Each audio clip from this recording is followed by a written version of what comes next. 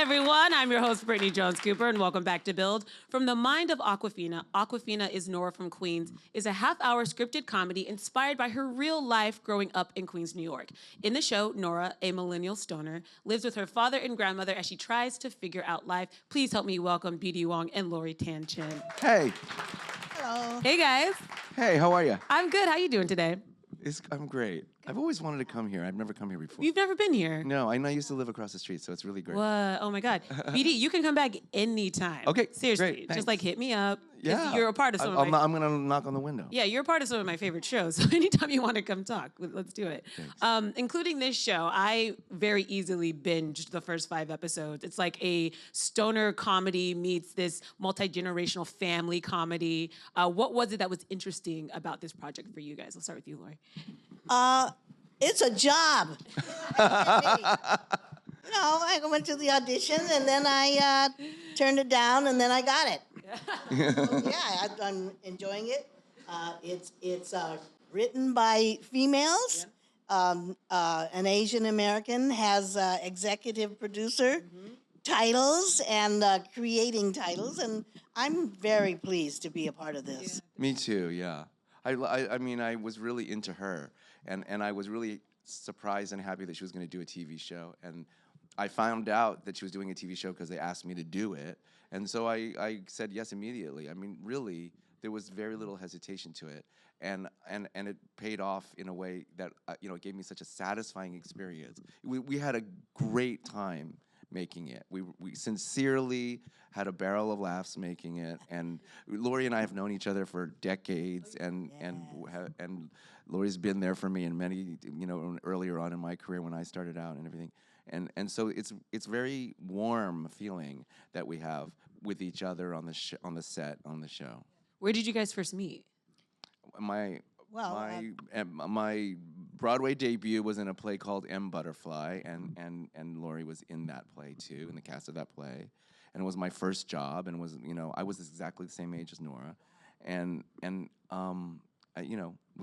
we've seen each other.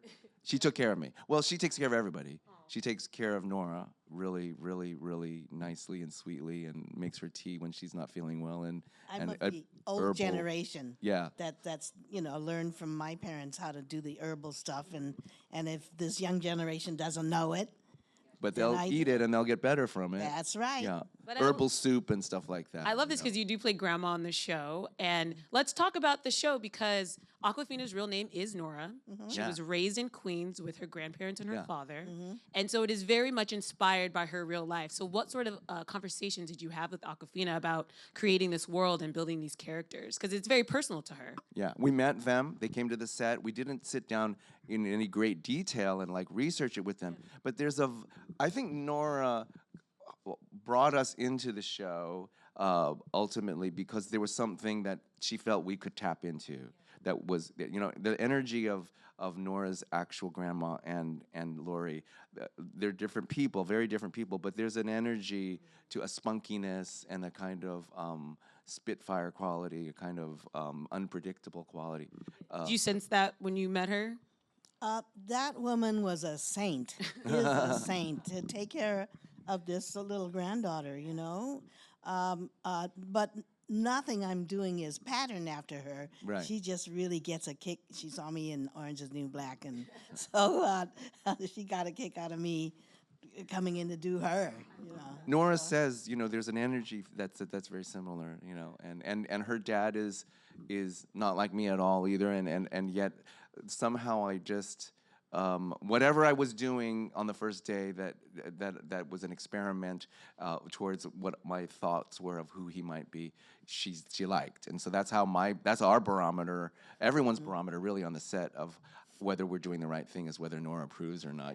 Not in a very scary way, but in a way like, hey, you're the one that knows what this is supposed to be. Does it feel authentic to her narrative, to the story of her? Yeah. Because it really is kind of loosely based off of her life. So. Yeah, very loosely. Yeah, very loosely. Her life is not as wacky and crazy and stuff like that. But the germ of the idea that she's a young person living in Queens with her father and her grandmother is really true. Yeah. And all roads kind of lead back to that in some ways, at least in season 1. Let's talk about Wally, your character. Yeah, How sure. do you describe him? Well, I mean, he's her dad. He's the leading lady's dad, right? So his relationship to her is based upon the mere fact that she's living with him and his mother so he's a middle-aged guy, and he says so in the show. I'm a middle-aged guy living with my mother and my almost 30-year-old daughter. What does that say about me? And so that's his kind of truth, but his relationship to her is that he's kind of he's not a stereotypical Asian parent at all. He's not a tiger parent. He's not giving her pressure about. He really wants her to move out of the house when she's ready to move out. He's okay with her not moving out of the house as long as she's ready when she actually does. And he actually encourages her in the pilot to, you don't have to move out if it doesn't feel right for you. And so that's refreshing, I think, and it kind of sets a tone for the tension that she puts on herself as a person that wants to move out of the house or wants to be further emotionally along than she actually is. And I really love this character, and as I'm getting more into it, we start to sort of dig into him a little bit kind of his backstory. So is it just really fun to sort of have this comedic character? Because I typically see you in more dramatic roles. Yeah, I mean, typically lately. Yeah. When my career started, I did a lot of comedy, and my career is like, I'm a kind of old guy now, so I feel like there's a returning to a sense of comedy that I was on Law and Order SVU for 11 whole years. That's a really long time in your career to kind of do something really serious. And then I kind of came out of that wanting to kind of reacquaint myself with the funny part of it, because it's more interesting. It's to kind of, I'm always looking for something new. And so this served a lot of, it just kind of ticked a lot of boxes for me when I came back to this show. And as a person that wanted to work with Awkwafina, as an Asian American that wanted to do a show that felt Asian Americans were well represented, and as a creative person, I got to do a lot of the things that I really want. That's so cool that it just checked all those boxes for you. Yeah, it's really pretty rare when that happens. Definitely. You feel really lucky when that happens. Yeah.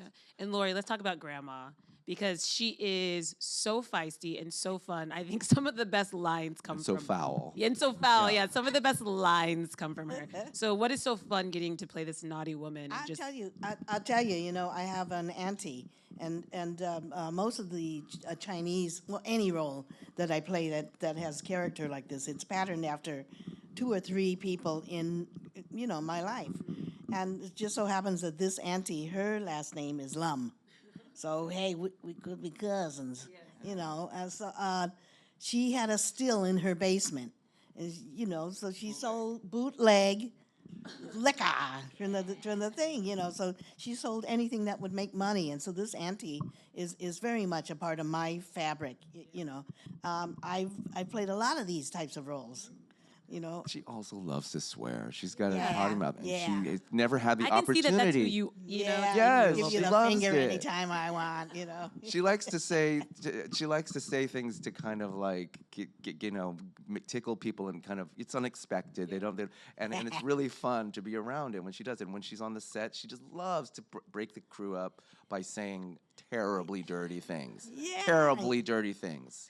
Is everything that you say in the show scripted, or do they Oh, allow you no. to improv? No, I come from an improv background too, Actually, I started as a dancer, so from dancing, serious dramatic pieces, how did I trip into comedy? I didn't do comedy until much later, But these, from my experience in the other series that I was involved with, my bitches were really, really instrumental in pulling out some of those 4-letter words, Yeah. It's good. It always lands for me. Yeah. Yes. And I'm It never interested- gets old, It right? never gets it's old. like, oh, okay, I can Yeah. watch that all day. And I'm Yeah. interested. I know Awkwafina in real life was very close to her grandmother, and that relationship, that bond is so important.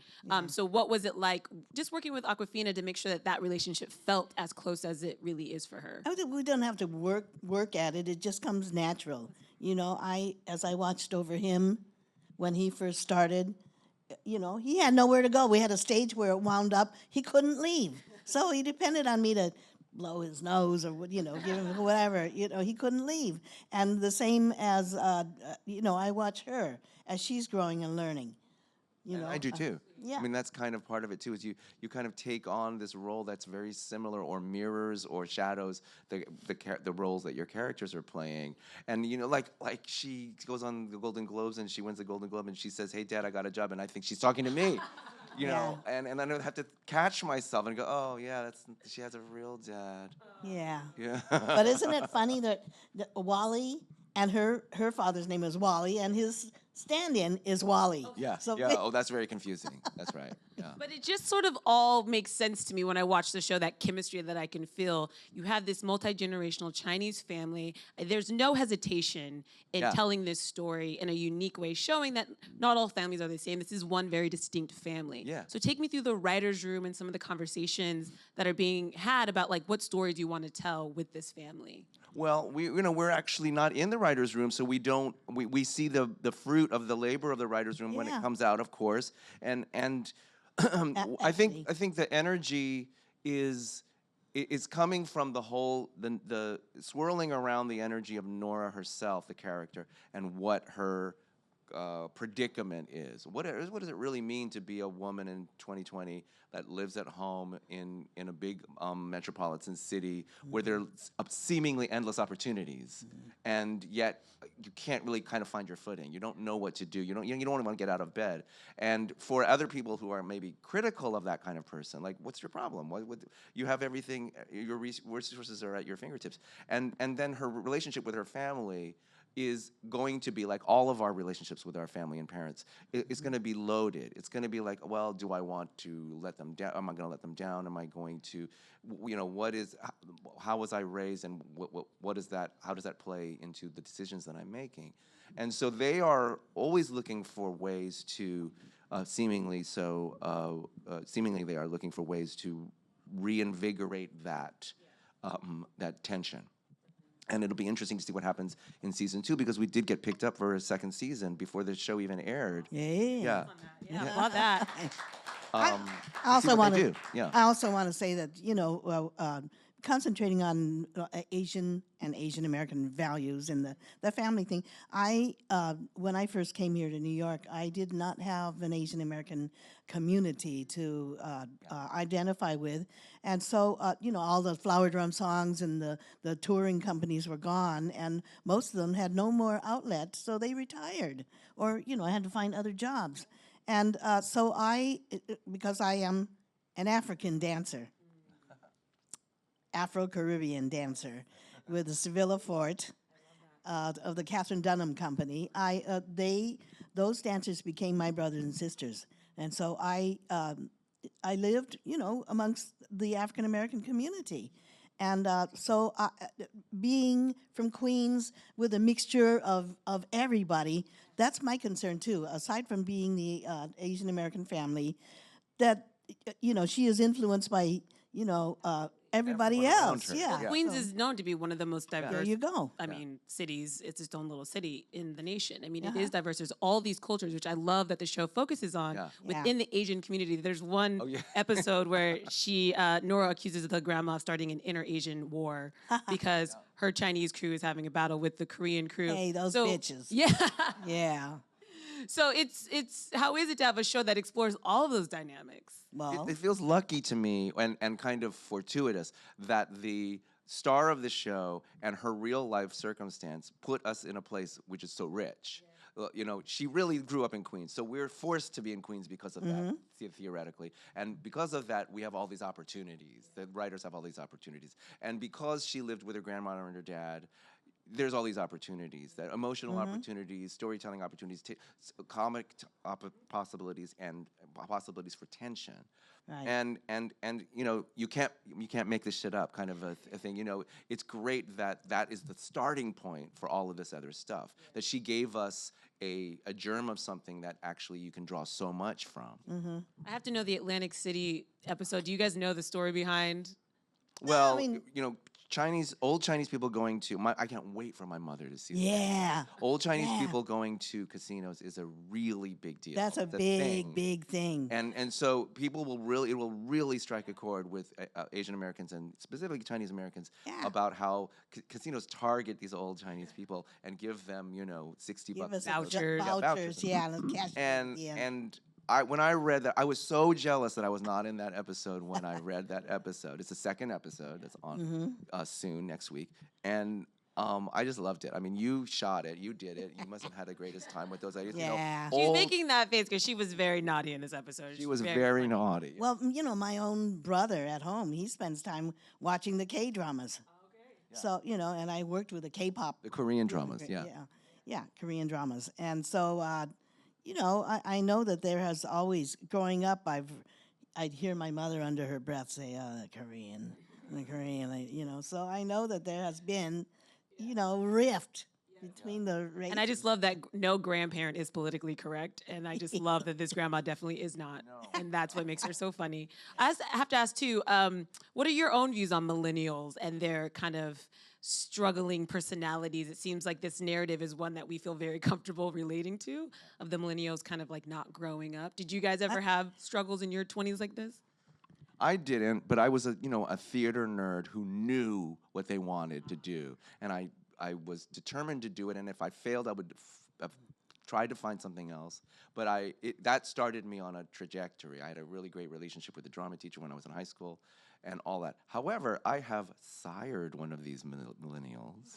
I am myself the parent of a 19-year-old, and it is interesting. He's not like Nora at all. He's not. He's really looking forward to being on his own, and he's just started college, and it is interesting because there is a sensibility that's, well, I just different. I mean, this is always the way it's been from the beginning of time, that older people, no matter of what generation, cannot relate to the younger people because times change and sensibilities change, and people grow up within different contexts and a different, technology, and all of that stuff plays a real big part in how you see the world.